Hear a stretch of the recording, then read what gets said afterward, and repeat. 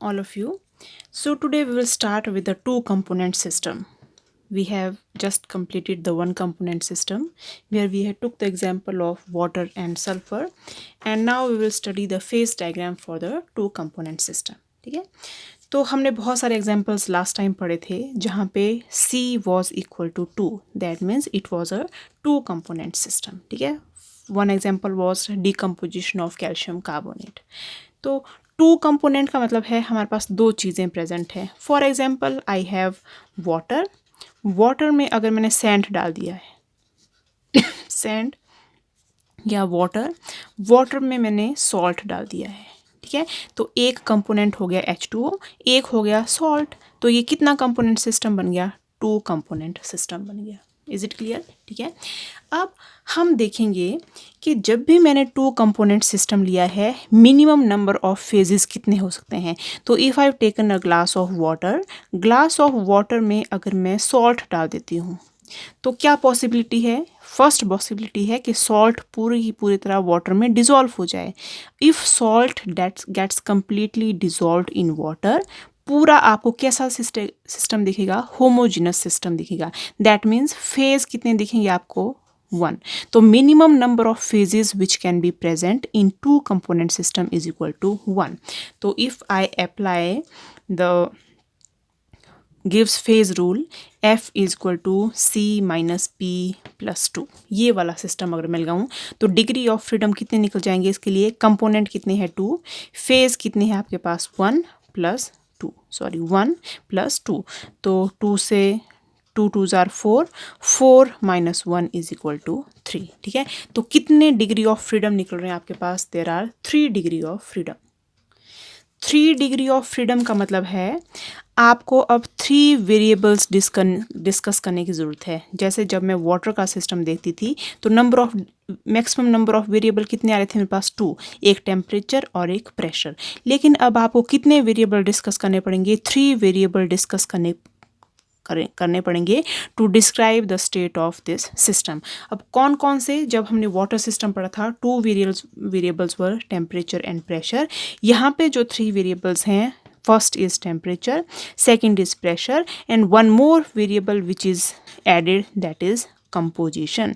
अब आपको टेम्परेचर और प्रेशर के साथ साथ you have to also define और tell about the composition of the system. Is it clear? तो यू हैव 3 वेरिएबल्स, इतना आपको समझ आ गया. अब आ जाओ कि मान लो अब मुझे फेज डायग्राम में if I get F value is equal to 3, तो इन द फेज डायग्राम, जैसे हम फेज डायग्राम ऑफ वाटर जब हम पढ़ रहे थे कुछ ऐसा डायग्राम था, इसमें हमें टेम्परेचर और प्रेशर वेरी कर रहे थे हम. तो मुझे टेम्परेचर भी शो करना पड़ रहा था कई बार और प्रेशर भी शो करना पड़ रहा है जब मेरे पास सिस्टम कैसा है? By variant. अगर मेरे पास सिस्टम ट्राई वेरिएंट बन जाता है, ट्राई वेरिएंट में आपको टेम्परेचर और प्रेशर के साथ साथ आपको कंपोजिशन भी शो करनी पड़ेगी. तो if you have to tell about the composition, तो आपको अब 2 डायमेंशनल डायग्राम नहीं बनाना पड़ेगा. आपको क्या बनाना पड़ेगा? You have to draw the 3 dimensional diagram. In one axis you are varying temperature, in another axis you are varying the pressure, and in the third axis now you are varying the composition. तो जो भी आपका कुछ diagram बनेगा वो कैसा बनेगा? It will be a type of the 3 dimensional diagram. कुछ ऐसा आपको ग्राफ बनेगा, 3D ग्राफ. तो 3D जो ग्राफ है it is very very tough to explain on the paper that is on the 2 dimensional screen. So what we will do, we have just given a shortcut. क्या shortcut लिया कि जब मेरे पास temperature, pressure और composition है, इनमें से मैं किसी भी एक वेरिएबल को क्या कर दूंगी? कांस्टेंट, और बाकी 2 वेरिएबल के बीच में ग्राफ को प्लॉट कर लूँगी. Is it clear? क्योंकि 3 डायमेंशनल ग्राफ प्लॉट करना it is very very tough. तो हम क्या कर लेते हैं कि जो 2 वेरिएबल्स हैं उनके बीच में ग्राफ प्लॉट कर लेते हैं और थर्ड वेरिएबल को क्या मान लेते हैं? It is considered as the constant quantity. ठीक है, तो here I have written that if I draw a graph only between pressure and temperature, composition को मैंने क्या मान लिया? कांस्टेंट मान लिया. ठीक है, another graph can be between temperature and composition, temperature composition diagram, वहाँ पे हमने प्रेशर को मान लिया constant, and last we have the diagram between pressure and composition, and here we have kept the temperature constant. तो 3 types of graph can be plotted, 2 के बीच में हम बना लेंगे डायग्राम। जो थर्ड वाला वेरिएबल है that has been kept constant. तो if composition is kept constant, such diagram is called as isolithal diagram.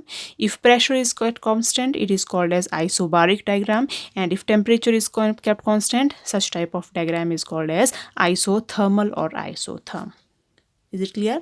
अब देखो, जब भी मैं ऐसे सिस्टम के लिए फेज़ रूल लगाऊंगी, जनरली गिव्स फेज़ रूल जब हम वाटर और सल्फर के लिए लगा रहे थे तो गिव्स phase rule was F equal to C minus P+2, ये वाला रूल हम लगा रहे हैं।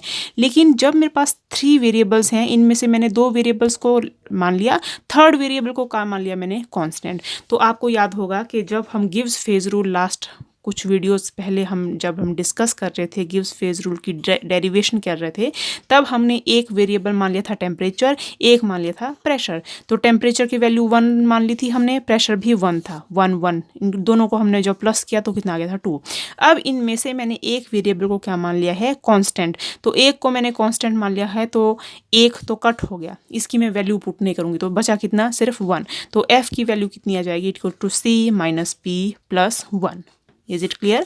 क्यों? क्योंकि मैंने टेम्परेचर या प्रेशर में से एक चीज़ को क्या मान ले रही हूँ मैं? कांस्टेंट मान ले रही हूँ। तो जो फेज रूल बन गया, it is C minus P+1। So in case of 2 component system, one of the variable is kept constant, therefore the phase rule which I was using initially, it gets reduced. तो हम क्या बोलेंगे? It is called as the reduced phase rule बोलेंगे। It is called as reduced phase rule, and reduced phase rule it is given by F dash means one of the variable is kept constant, and now F dash is equal to C minus P+1. So this is the reduced phase rule, that is F dash is equal to C minus P+1. जहाँ पे F dash क्या है? It is the degree of freedom when one of the variable it is kept constant.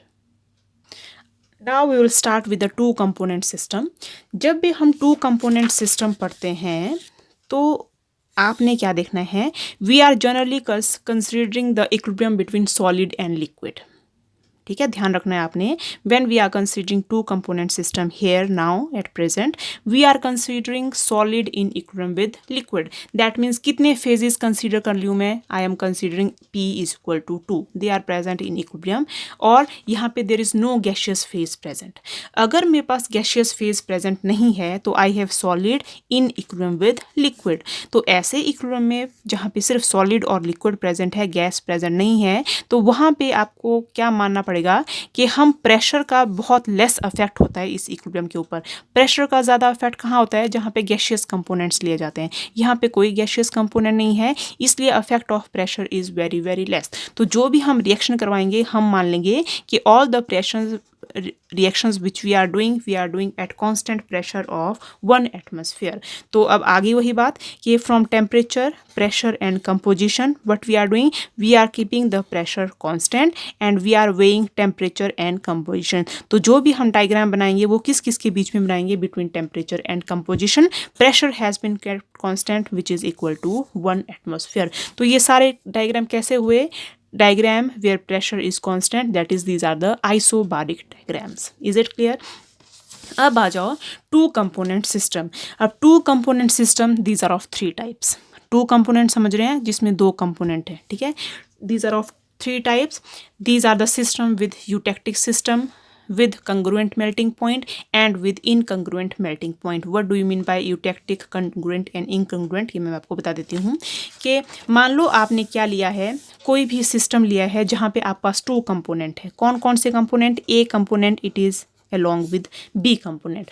अब मेरे पास possibility है कि जब मैंने A कंपोनेंट को B कंपोनेंट में मिक्स किया तो A और बीच में रिएक्शन हो भी सकती है, A और B में रिएक्शन नहीं भी हो सकती है, ठीक है? For example I have taken water and sand. Water और सैंड को अगर मैं मिक्स कर दूंगी तो आपस में रिएक्शन नहीं होगी, they will be present as such. Water और NaCl पुट कर दूँ तो वाटर और NaCl में रिएक्शन नहीं होगी, वो सारे ऐसे वाटर अलग से रहेगा, NaCl अलग से रहेगा, ठीक है? तो मेरे पास हो सकता है कि ए और बी जब मैंने मिक्स किए तो इनके बीच में कोई भी रिएक्शन नहीं हुई। तो first type of graph we are having the eutectic system. ये ऐसे सिस्टम है जहाँ पे मैंने टू कंपोनेंट ए और बी को आपस में मिक्स किया है, लेकिन ये कैसे हैं, there is no reaction between two. मतलब ए बी को मैंने मिक्स किया, प्रोडक्ट में भी मेरे पास क्या मिला, A plus B, A separate मिला और बी सेपरेट मिला। Is it clear? लेकिन खास बात क्या है कि when A is present in liquid state and B is present in liquid state, both of them are completely miscible uh with each other. ठीक है, यहाँ पे लिखा है मैंने ए एंड बी जब मैंने मिक्स किया they are completely miscible in molten state. मतलब जब भी इनका लिक्विड स्टेट बनी तो ये कंप्लीटली आपस में क्या हो जा रहे हैं, डिसॉल्व। कब? जब ये लिक्विड स्टेट में है। लेकिन जैसे ये सॉलिड स्टेट में आते हैं ए और बी, दे सेपरेट आउट। जब सॉलिड स्टेट में आते हैं तो ए अलग आ जाएगा, बी अलग आ जाएगा, लेकिन जैसे ही ये लिक्विड स्टेट में है ये आपस में कंप्लीटली क्या हो जाएंगे, डिसॉल्व हो जाएंगे। ठीक है, such type of system these are said to have these are the eutectic system. और यूटेक्टिक सिस्टम में जब इसका सॉल्यूशन बनाएंगे हम ए और बी का सॉल्यूशन, इन सॉल्यूशंस का मेल्टिंग पॉइंट क्या होगा आपके पास, you will get lowest melting point. ये आपको कब क्लियर होगा, जब हम इसका डायग्राम देखेंगे, मतलब what do you mean by the lowest melting point, ये हम वहाँ पे आपको क्लियर हो जाएगा। ठीक है, नेक्स्ट टाइप ऑफ सिस्टम है system with congruent melting point. What do you mean by congruent melting point? Now again we are taking two components A and B. A and B को आपने क्या कर दिया, आपस में मिक्स कर दिया है। लेकिन अब क्या कंडीशन होगी, A और B आपस में रिएक्ट करके इन्होंने कोई कंपाउंड बना दिया AB। यहाँ पे जब यूटेक्टिक सिस्टम था there was no formation of any compound, but in case of congruent melting point when A and B are mix together, आपस में तो डिजॉल्व हो रहे हैं, लेकिन डिजॉल्व होने के साथ साथ ये आपस में रिएक्ट भी हो रहे हैं to form a new compound. कोई न्यू कंपाउंड बना दिया है उन्होंने, A B compound. Is it clear? फिर अब कंग्रुएंट मेल्टिंग पॉइंट किसको बोलेंगे, ए बी कोई नया कंपाउंड बोलेंगे, बन गया, इसका कोई ना कोई मेल्टिंग पॉइंट होगा। ठीक है, कोई भी मेल्टिंग पॉइंट हो सकता है जो भी नया कंपाउंड बना। अब ए बी कब तक स्टेबल होगा, जब तक उसका मेल्टिंग पॉइंट नहीं आता है। आपको पता है जैसे कोई चीज़ मेल्ट होती है वो डिकम्पोज भी हो जाती है साथ में कई बार। तो ए बी कब तक स्टेबल है, अपने मेल्टिंग पॉइंट तक स्टेबल है। मतलब मेल्टिंग पॉइंट से ज़्यादा टेम्परेचर तक अगर आप उसको ले जाओगे तो क्या हो जाएगा, वो डिकम्पोज हो जाएगी, टूट जाएगी ए प्लस बी में फिर से। लेकिन मेल्टिंग पॉइंट से कम टेम्परेचर है तब तक वो क्या रहेगी, इट विल बी स्टेबल। तो such compounds which are stable up to their melting point, these are said to have the congruent melting point. Is it clear? तो यहाँ पे मैंने शॉर्ट में शो किया है कि you have A plus B combined together to form a compound। कोई भी कंपाउंड बना दिया, जब ये मेल्ट हुआ तो इसने लिक्विड स्टेट में बना दिया। तो जो भी ये कंपाउंड है it is stable up to its melting point and such systems are they are said to have the congruent melting point. Is it clear? Next system is the type 3 curves. These are the system which consist of incongruent melting point. And what do you mean by incongruent melting point? अब A and B बिल्कुल same यही वाला system है, ऐसा ही system है where A and B are reacting together to form any compound, जो भी कंपाउंड बनाया, लेकिन ये जो कंपाउंड बना it decomposes before attaining its melting point. अपने मेल्टिंग पॉइंट से पहले ही क्या हो जाता है, ये डिकम्पोज हो जाता है। तो such system are said to have the they are said to have the incongruent melting point. ठीक है, तो एक है जहाँ पे A and B are not reacting, दूसरा है A are B are reacting to form compound, लेकिन कंपाउंड कहाँ तक स्टेबल है, अपने मेल्टिंग पॉइंट तक। तीसरा है A and B are reacting to form the compound, but ये अपने मेल्टिंग पॉइंट से पहले ही क्या हो जाता है, डिकम्पोज। ठीक है, तो now we will start with the first type of system. कौन से system? System with the eutectic melting point. So it is the phase diagram for simple eutectic system. ठीक है, सिंपल यूटेक्टिक सिस्टम जो मैंने आपको अभी एक्सप्लेन किया, ये डायग्राम है। ठीक है, तो यहाँ पे क्या किया है, मैंने एक डायग्राम बनाया है, आपको एक्स वाई एक्सिस दिख रहे हैं। Along the Y axis I have taken temperature and along the X axis I have taken the composition. ठीक है, और बीच में मैंने एक लाइन ड्रॉ की है, क्यों ड्रॉ की है आपको थोड़ी देर में उसका पता चल जाएगा। हियर अब आपको क्या दिख रहा है, point A and point B. ठीक है, अब मैं कुछ ऐसा डायग्राम बनाऊंगी like this and like this. ये है phase diagram for simple eutectic system. ठीक है। अब आपको क्या दिख रहा है, मैंने कुछ लिखा है, यहाँ पे लिखा है 100% ए, मतलब जब आप इस पॉइंट पे पहुंचे हैं तो आपके पास पूरा के पूरा कंपाउंड क्या है, ए। अभी आपने इसमें बी मिक्स नहीं किया है। जब आप इस कंपाउंड पे हैं तो आपके पास क्या है, you have 100% of B, means whole of the compound जो भी है बी, इसमें कोई भी ए सेपरेट नहीं किया है। जैसे मैं इस लाइन में इस तरफ मूव करना स्टार्ट कर रही हूँ, ए में मैं बी मिक्स करना स्टार्ट कर रही हूँ, मतलब ये मिक्सचर बनना स्टार्ट हो रहा है। वैसे ही यहाँ पे है प्योर बी, पूरे की पूरा है बी। लेस जैसे मैं बी में इस तरफ मूव करना स्टार्ट कर रही हूँ, बी में मैंने क्या डिसॉल्व करना स्टार्ट कर दिया या मिक्स करना स्टार्ट कर दिया, ए मिक्स करना स्टार्ट कर दिया। तो एक्सट्रीम एरियाज में you have pure A and pure B, लेकिन बीच में there is just mixture of A and B. Is it clear? Now come to the point A. A point क्या शो करा, ये है टेम्परेचर एक्सिस। तो point A जो है ये है freezing point of A, it is the freezing point of A. Freezing point क्या चीज़ होता है, एक टेम्परेचर होता है, उस टेम्परेचर के नीचे ये सॉलिड स्टेट में होता है। जैसे आइस है, आइस का फ्रीजिंग पॉइंट क्या है, 0 डिग्री सेल्सियस। 0 डिग्री सेल्सियस के नीचे वो आइस की फॉर्म में एग्जिस्ट करेगी और 0 डिग्री सेल्सियस के ऊपर वो लिक्विड पानी बन जाएगा, उसको लिक्विड स्टेट में एग्जिस्ट करेगी। वैसे ही I have any component A component इस टेम्परेचर, ए टेम्परेचर मतलब जो भी टेम्परेचर है इसके नीचे ये सॉलिड स्टेट में होगी, और टेम्परेचर इसके ऊपर ये कहाँ होगी, it will be present in the liquid state. तो what does A represent, A represents the freezing point of any component A. Again we have the point B represents the freezing point of pure B. B के ऊपर B होगा liquid state में और B के नीचे क्या होगा, it will be present in the solid state. तो we will start from the point A and let this point is O. We will start from point A. A में आपके पास पूरे के पूरा क्या प्रेजेंट है, प्योर ए प्रेजेंट है, ये है उसका फ्रीजिंग पॉइंट। जैसे आपने ए में बी मिक्स करना स्टार्ट किया, मैंने बताया था आपको यहाँ पे प्योर ए है, इस तरफ हम इसमें बी मिक्स करना स्टार्ट कर रहे हैं। जैसे मैंने इसमें बी मिक्स करना स्टार्ट किया तो आप क्या देख रहे हैं, इस कर्व के अलोंग इस तरफ जा रही हूँ, इस तरफ जा रही हूँ, मतलब मैं बी मिक्स कर रही हूँ। इसमें मैंने बी मिक्स करना स्टार्ट किया तो कर्व नीचे की तरफ जा रहा है, नीचे की तरफ जा रहा है, मतलब टेम्परेचर क्या हो जा रहा है, इसका डिक्रीज हो रहा है। तो what can I say, that as B is added to A, freezing point of A starts decreasing. कहाँ कहाँ डिक्रीज हो रहा है, it start decreasing along the curve A O. तो ए ओ कर्व क्या शो है, it is the freezing point curve of E. At A pure A is present and its freezing point is A.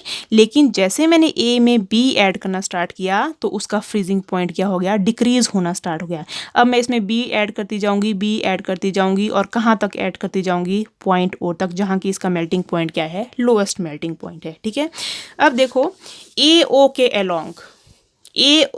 Along two phases are present. कौन कौन से phases present हैं, ए यहाँ पे क्या था, ए सॉलिड स्टेट में, क्यों, क्योंकि इसका फ्रीजिंग पॉइंट है, ये यहाँ पे ए सॉलिड स्टेट में आना स्टार्ट हो जाएगा। तो कौन कौन से फेजेस प्रेजेंट है, A is present in solid state, it is present in equilibrium with B. इसके ऊपर ए क्या है, लिक्विड स्टेट में, तो बी जब मैं ऐड करूँगी तो बी ए में डिजॉल्व हो सकता है। तो I having A plus B का क्या प्रेजेंट है यहाँ पे, सॉल्यूशन। ए प्लस बी का क्या है, सॉल्यूशन। ठीक है, तो अलोंग ए मैंने यहाँ पे भी आपको शो किया है कि along this phase I have solid A and liquid, ये दो फेज प्रेजेंट है, solid A and liquid present है। ठीक है, तो सॉलिड ए है एक फेज पूरा सॉलिड ए का, एक है लिक्विड जिसमें ए और बी का मिक्सचर प्रेजेंट है। ठीक है, तो नंबर ऑफ फेजेस कितने हो गए, एक सॉलिड फेज और एक लिक्विड फेज। लिक्विड ये कंप्लीटली मिसिबल है इसलिए एक ही फेज बना रहा है। तो टोटल नंबर ऑफ फेजेस कितने हो गए यहाँ पे, total number of phases is equal to 2। तो कंपोनेंट कितने हैं, we are studying two component system, phase is equal to 2, then F is equal to C minus P plus 1। So this system is the univariant system. क्या मतलब हुआ यूनिवेरिएंट system का, कि temperature और composition से आपको एक ही चीज़ डिफाइन करने की जरूरत है। इस पॉइंट पे मान लो जो टेम्परेचर होगा उस पर फिक्स्ड वैल्यू ऑफ कंपोजिशन होगी, तो either you tell only temperature और only composition. So this system is the univariant system. Is it clear? अब आ जाओ कर्व बी ओ के अलोंग। कर्व बी ओ क्या बताती है आपको, कि at point B pure B is present, 100% B is present। तो पॉइंट B क्या है, it is the freezing point of B, it is freezing point of B। जैसे मैंने B में ए ऐड करना स्टार्ट किया, इस तरफ मैं ए ऐड कर रही हूँ।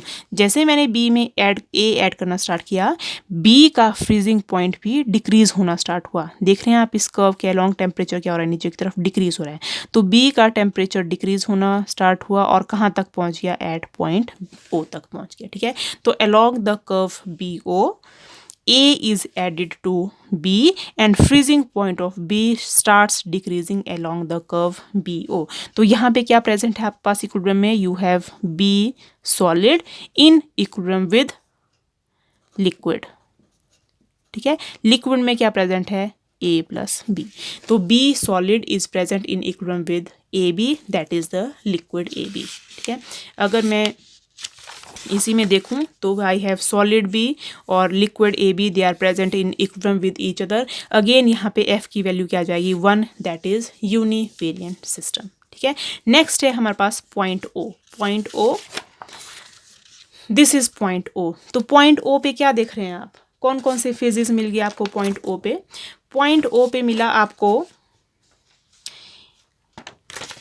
यहाँ से आया ए सॉलिड और सॉल्यूशन, तो पॉइंट ओ पे एक तरफ आया ए सॉलिड प्लस सॉल्यूशन जिसमें क्या प्रेजेंट है, ए प्लस बी का सॉल्यूशन प्रेजेंट है, प्लस इस तरफ से क्या आया आपके पास, B solid plus liquid containing solution of A plus B. तो at point O you have 3 phases present together. कौन कौन से 3 phases, first phase, second phase और थर्ड, इन दोनों का क्या आ गया, सॉल्यूशन। अब मैं डिग्री ऑफ फ्रीडम निकालूं तो एफ क्या आ जाएगा, F is equal to C minus P plus 1। तो component are 2, phases are 3 plus 1, तो 2 plus 1 is equal to 3, 3 minus 3 is equal to 0। तो एफ पॉइंट क्या बन गया, it becomes the invariant system. मतलब पॉइंट ओ पे टेम्परेचर और composition की वैल्यू ऑलरेडी फिक्स है, आप उसको चेंज नहीं कर सकते हैं, एक ही वैल्यू होगी। तो अनवेरिएंट यहाँ पे हमें टेम्परेचर और कंपोजिशन को डिस्कस करने की जरूरत नहीं है, मतलब बताने की जरूरत नहीं है, ये ऑलरेडी फिक्स है। जैसे हमने पढ़ा था ट्रिपल पॉइंट ऑफ वाटर में, वैसे ही पॉइंट ये है। और this point, point O, this point it is called as eutectic point, eutectic point, EUTECTIC, this point it is called as the eutectic point। eutectic point, अब क्या point है, मैंने आपको बताया था कि आप बाद में समझेंगे, क्या समझेंगे, ऐसा पॉइंट जहाँ पे ए और बी का जो सॉल्यूशन है it has the lowest melting point. ठीक है, हमने कहा था कि ये ए का है फ्रीजिंग पॉइंट, ये बी का है फ्रीजिंग पॉइंट। इसके नीचे तो ये सॉलिड स्टेट में एग्जिस्ट करेंगे, लेकिन इसके बीच में क्या, ऊपर क्या होगा आपके पास, लिक्विड है। लिक्विड में किसका सॉल्यूशन है, ए और बी का सॉल्यूशन है। मतलब यहाँ पे पूरा जो ये वाला एरिया है ऊपर वाला, it consist of solution of A and B, जो कंप्लीटली आपस में क्या हो चुका है, डिसॉल्व हो चुका है। तो जब मैं लिक्विड स्टेट देखती हूँ तो यहाँ पे सारे लिक्विड स्टेट है, लिक्विड स्टेट है, लिक्विड स्टेट है। कहाँ तक आ रहे लिक्विड स्टेट, पॉइंट ओ तक आ रहे लिक्विड स्टेट। ओ के नीचे आपको कहीं पे भी लिक्विड स्टेट नहीं मिलेगी। क्यों, क्योंकि टेम्परेचर इतना कम है, सब कुछ क्या हो गया, सॉलिड स्टेट में आ जाएगा।